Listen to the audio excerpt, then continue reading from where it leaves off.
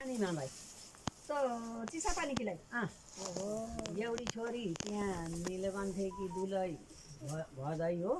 पानीमा रेग्मीहरू हो चिसा पानी दिया थिए नातो त्यताको नि रहेछ चिसा पानीमा है सानीमा त्यसरी मरे चिसा पानीको भनेपछि हामीले के भन्नु पर्यो सानीमा सासू होइन होइन मैले हो सानीमा सासू त सानीमा सासू भन्ने भाउजूले सासू मैले के सानीमा सासू भन्ने त आमाले तिमीले आमा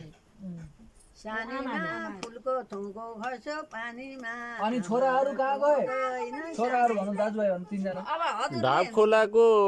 भनेको ढाब खोलाको हाम्रो यहाँको हजुरआमा उहाँको आमा चाहिँ ढाब खोलाको दुईटी हो नि त ढाब खोलाबाट बिहा भएको तीनटा दिदीबहिनी भन्नुभयो होइन के हाम्रो दाइले के हजुरका दाइले दाईहरू भन्नु त दाईहरू हाम्रा कहाँ दाइले त हो पहिली खोला एउटी एउटी तल्ला रे छोरी हो के रे होइन पैदी होला त पैदी होला होइन त बाँए खोलातिर होइन हाम्रो होइन हो होइन के हजुरको दाइले क्या हजुरको हो यो सीताको बा हजुरको भदाको बाले कतिवटा बिहा गरेको भदाले हजुरको दाइले के दाइले हाम्रो दाइले मेरो बुवाले के ह त मेरो बुवाले कहाँ हो अरे नताउँ, नताउँ। पहिला बिहा गरेर त्यहाँ मेरो आमालाई हो नि पछि बिहा गरेको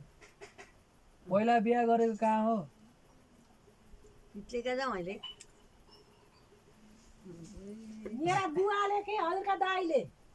ए हाम्रो दाइले त एउटा पत्याउन्नौ